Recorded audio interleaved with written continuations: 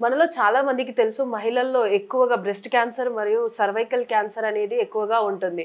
ఈ మధ్య కాలంలో అయితే కేంద్ర ప్రభుత్వం దీనికి తగినట్టుగా వ్యాక్సిన్ అదే విధంగా కిట్లు కూడా పంపిణీ చేస్తాము అని చెప్పేసి అంటే మార్కెట్‌లోకి తీసుకొస్తాము అని చెప్పి కూడా ప్రకటన చేసింది. ఇప్పుడు తాజాగా అయితే బుధవారం రోజున కేంద్ర ప్రభుత్వం ఈ యొక్క సర్వైకల్ క్యాన్సర్‌ని స్క్రీనింగ్ చేసేటువంటి కిట్స్ అదే విధంగా వ్యాక్సిన్‌ని కూడా విడుదల చేస్తాము అని చెప్పేసి చెప్తున్నారు. అంటే నిజానికి కూడా ఈ వ్యాక్సిన్ అనేది మహిళల్లో సర్వైకల్ క్యాన్సర్‌ని తగ్గించడమే కాకుండా అది రాకుండా ఉండే అవకాశాలేమైనా ఉన్నాయా? అసలు ఈ వ్యాక్సిన్ అనేది ఏ విధంగా పనిచేస్తుంది? అదే విధంగా ఈ కిట్స్ కూడా స్క్రీనింగ్‌లో ఏ విధంగా పనిచేస్తాయి అన్న విషయాలన్నిటిని కూడా ప్రస్తుతం మనతో పాటు డాక్టర్ వసంత్ గారు ఉన్నారు. వారిని అడిగి తెలుసుకుందాం. నమస్తే సార్. నమస్తే అమ్మా. సార్ రీసెంట్‌గానైతే కేంద్ర ప్రభుత్వం కిట్స్ సర్వైకల్ క్యాన్సర్‌వి స్క్రీనింగ్ చేయడానికి కిట్స్ వ్యాక్సిన్‌ని రిలీజ్ చేస్తాము అని చెప్పారు. అంటే ఈ కిట్స్ అనేవి ఏ విధంగా వర్క్ అవుతాయి? కిడ్స్ అనేది ఏంటంటే అమ్మా, ఇది పాప్స్మియర్ ఏదైతే సర్విక్స్లో పైన ఎపిథీలియల్ లేయర్ ఉంటుంది, దాని నుంచి సర్వైకల్ క్యాన్సర్స్ ఎపిథీలియల్ క్యాన్సర్స్ రావడం జరుగుతుంది. ఆ ఏమన్నా క్యాన్సరస్ థింగ్స్ ఏమన్నా ఉన్నాయా అంటే సెల్ డివైడ్ అవుతుందా అనే పదానికి అది చూసి దాన్ని బట్టి అవసరమైతే వాళ్ళకు క్యాన్సర్కి బిఫోర్ కానీ వస్తుంది అనే దానికి మనం ట్రీట్మెంట్ ఇవ్వడానికి అవకాశం ఉంటుందని అది చేయడం. రెండవది, మీరు ఏదైతే వ్యాక్సిన్ అని చెప్పేసి అన్నారో, human papilloma virus HPV vaccine అంటాము. ఇది ఇంతకుముందు బైవాలెంట్ ఉండే 2008-9లో. బైవాలెంట్ అంటే 16 and 18 సర్వైకల్ క్యాన్సర్ కాజ్ చేసేదానికి ఇది ఉండే. తర్వాత క్వాడ్రివాలెంట్ అయింది, అంటే 6, 11, 16, 18 వచ్చింది. ఆ తర్వాత ఇప్పుడు 9 వ్యాలెంట్ అనే వ్యాక్సిన్ ఉంది. అంటే ఇవన్నీ క్వాడ్రివాలెంట్ ప్లస్ 51, 53 అలా చాలా వేరియంట్స్ దానికి ఇవ్వడం జరుగుతుంది.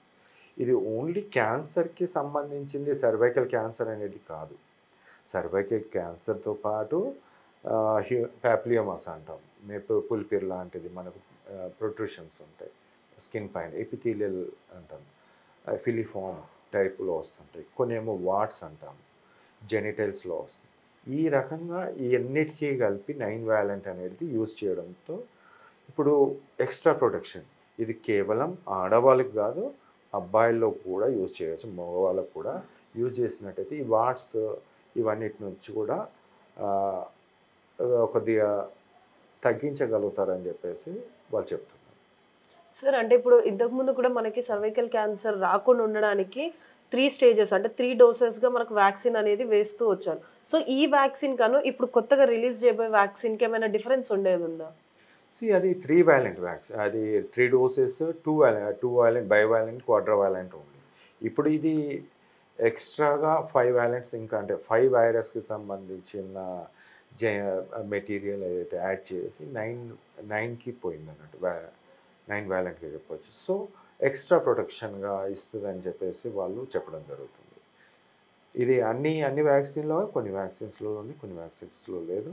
బట్ మన కంపెనీ పేరు చెప్పదు కానీ కాబట్టి ఇది ఒక చెప్పాలంటే వేరే కంట్రీస్లో 8,000 to 10,000 వరకు దీని ప్రైస్ ఉంది.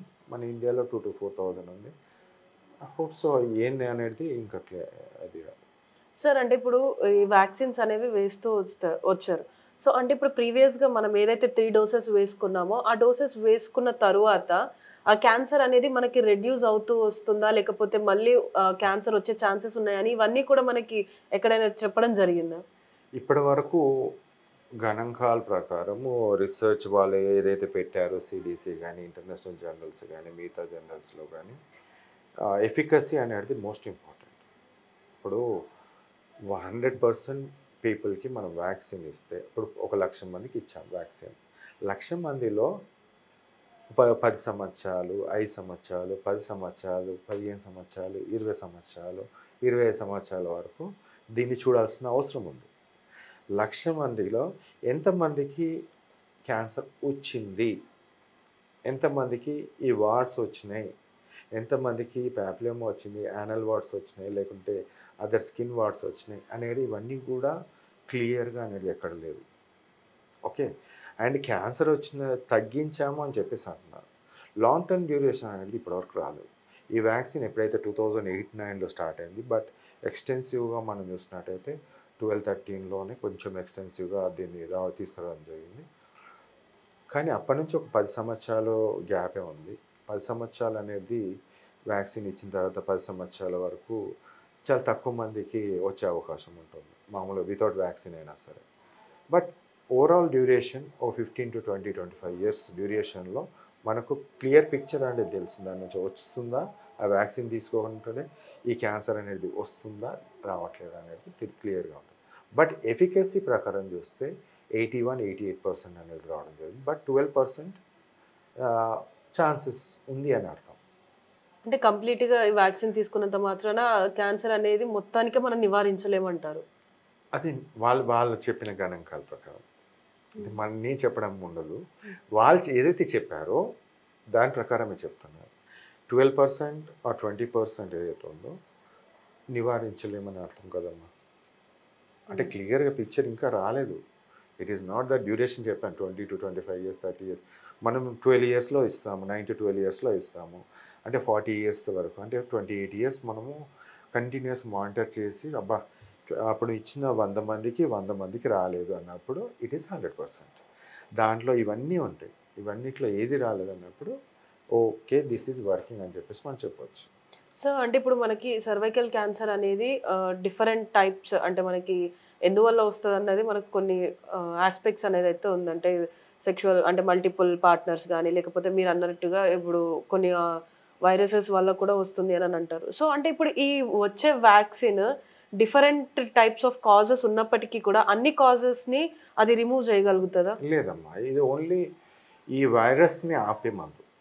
వైరస్ ఈ వ్యాక్సిన్ ఏదైతే ఉందో వాళ్ళు చెప్పడం ఏంటంటే హ్యూమన్ ప్యాప్లియోమా వైరస్ని రాకుండా చేయడంతో ఈ ఈ క్యాన్సర్స్ హ్యూమన్ ప్యాప్లియోమా వైరస్ 16 and 18 తోటే ఈ సర్వైకల్ క్యాన్సర్ రావడం జరుగుతుందని నిర్ధారించారు.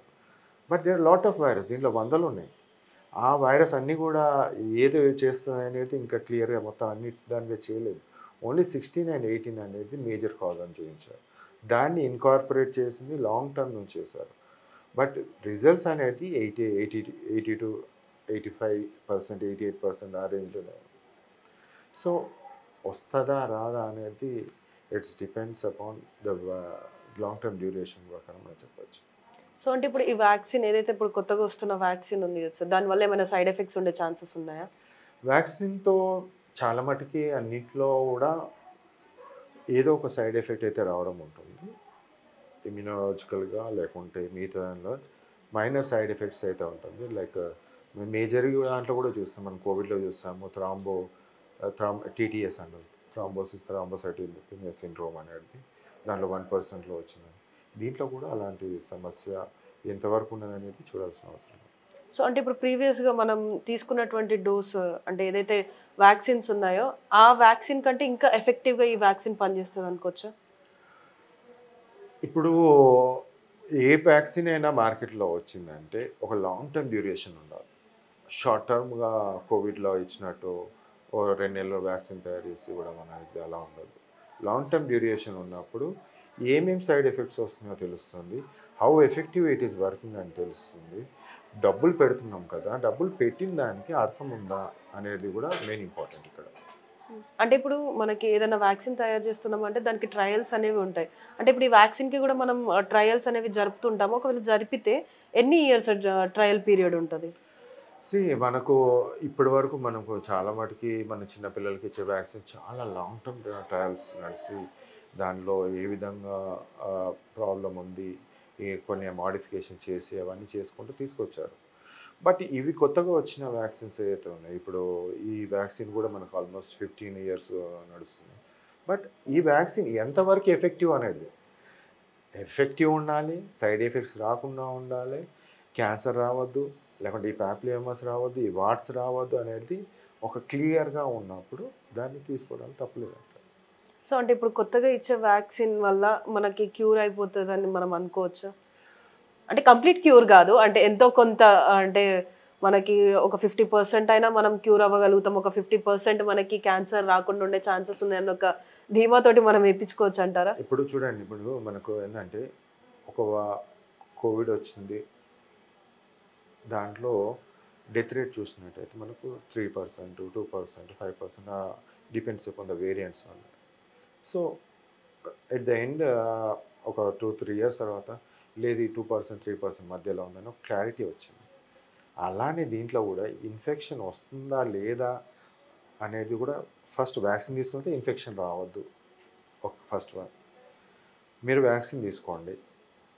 తీసుకున్న తర్వాత ఒక 10 ఇయర్స్ 15 ఇయర్స్ చూస్తారు కదా, దాంట్లో 80%లో ఎంతమందిలో వ్యాక్సిన్ ఇచ్చిన తర్వాత ఈ వైరస్ హెచ్పివి వైరస్ వాళ్ళ బాడీలోకి ఎంటర్ అయింది అనేది చెక్ చేశారు ఫస్ట్.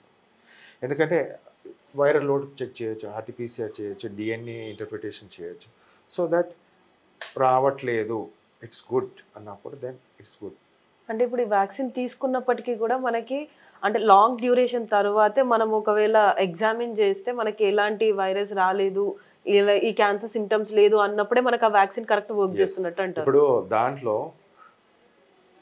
100 మందిలో తీసుకుంటే ఆ 100 మందిలో క్యాన్సర్ వస్తుందని లేదు కదా.